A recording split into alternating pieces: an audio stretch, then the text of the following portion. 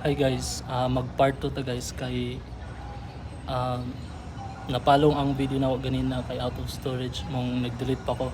So nato diri sa ikatulong nga bastion which is ang ngalan Ignacio de Loyola Toro.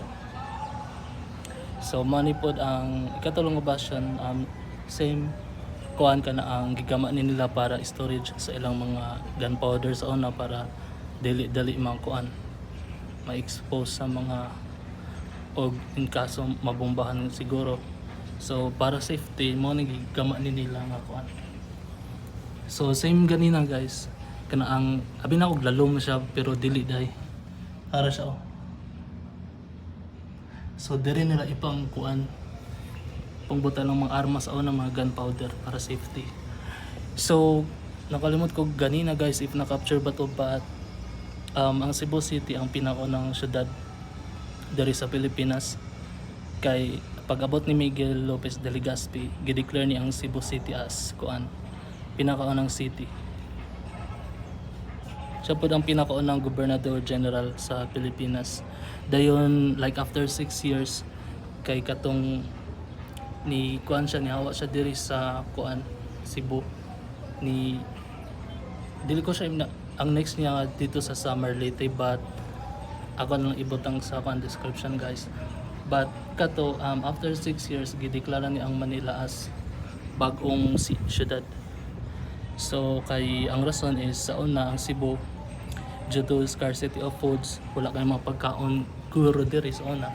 Dayon kani pud ang Cebu murag kontra lang ang Portuguese sa una sa pagdispute ani mo tong gibalin ni kuan ni Miguel Lopez de Legazpi sa Manila ang bagong kuan city. So syempre if ang lugar mahimong syudad or city, daghang mga advantage, mahimo siyang sentro dito gikan ang mga batas. So mas una siya mo grow economically, but moto history. But kabalo pod mo guys nga pag so si kuan si Lopez de Legazpi nabot siya dito 1565 if dili ko sayop, but before ni Legazpi nauna na si Magellan diri abot 1521. Kato ang purpose ni Magellan manhi diri sa Cebu is actually wala niya giplano nga manin siya sa Cebu, na kuan lang siya kana ang sa tawag sa una nangita siya dalan padong dito sa Moluccas munang Spice Island which is Indonesia na siya karon. So nangita siya dalan padong dito kay natoy history nga agi atong usa ka treaty Tordesillas bato nga bawal sila moagi dito sa pikas mong sa pikas siya ni agi diri dapit sa side anapod pa siya diri sa Cebu. Ang pag-ani niya diri sa Cebu is again dili para magsakop kun dili magkuan lang mangitag dalan. So para padung sa Spice Island. So mo tong 1521 nabot siya diri. Dayon iya ang kakuan ato kana ang actually kung nakikuan siya blood compact ato siya ni Raha Humabon which is mo ang chieftain sa una diri sa Cebu. Siya mo dako diri sa Cebu. Dahil on the other side dito sa Mactan sila Lapu-Lapu pod ang chieftain. So pag abot ni kuan diri Magellan nakig blood compact siya, nakigsabol siya, so ni okay ra pod si kuan Humabon atong panahon na. So mao to nga ang naitabo po dato ni Raha Humabon kay atong panahon na si Raha Humabon ug si kuan si Lapu-Lapu dili po sila in good terms kay kana ang simple kung gusto nyo kasi nabot ato sa panahon sa una mo to nga nakauna-una si kuan kana ang nakauna-una si Humabon nga ilang sa punto dito sa kuan Lapu-Lapu, but para lang dili ingon siya nga sa kupon, but para mag-spread sa Christianity. Kay kabalo na mo guys diri pod gitukod ni Magellan ang katong cross dito sa Magellan Cross dito sa Basilica Santo Niño. So dito niya gitukod and then gikuan niya gi-blessingan or first christening ngan ang pinakauna nga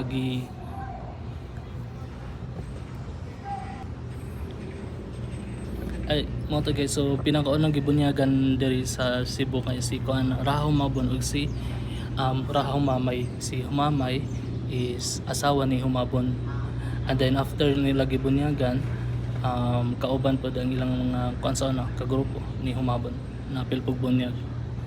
So mo to nga ang plano ni Magellan is kana ang i-christening po dito sila Lapu-Lapu kay sa una before nabot sa Magellan. So wala pa Christianity, ang mga gituohan nilang kuan nilang Lapu-Lapu o Kumabon is mga animism, mga sa una i-discuss na man sa una. So mga anito, mga diwata, bat katong pag-abot nila mo to nga gibunyagan ni kuan Magellan. Pero mo to nahitabo tong Battle of Mactan kini adto man si kuan sila ang si Magellan dito sa Lapu-Lapu para bunyagan po si Lapu-Lapu, kaso si Lapu-Lapu ang sugot nagka Battle of Mactan, namatay si Magellan sa mga pila lang ka days from paglanding niya diri sa Cebu. Mo to namatay siya. So mo to guys ang history nga ano namatay siya, but dili si Lapu-Lapu ang nagpatay niya kundi mga kuan mga kauban ra ni Lapu-Lapu. And mo to pila ka years from 1521 na pag 1565 mo tong naabot si Miguel Lopez de Legazpi kay syempre na siya mga records sa mga kuan pag-abot dari ni Magellan. So mo tong plano ni kuan Legazpi ato sa ano is para sa hupon dyan ng Cebu. So mo to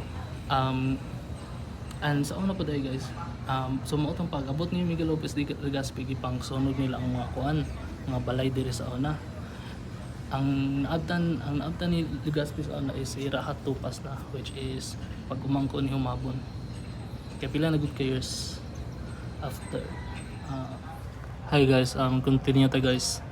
So ang main purpose dahil nga nung gitukod ni kuan ni Miguel Lopez de Legazpi as triangle is para walay blind spot.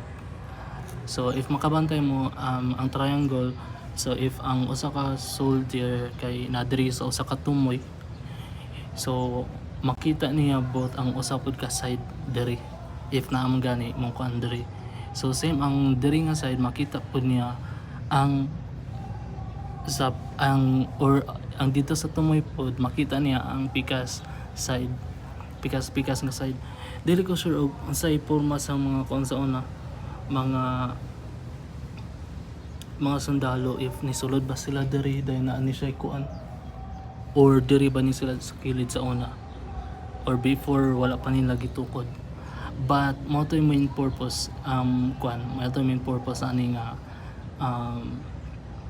nganong gi-triangle siya pag shape kay para walay side nga blind spot.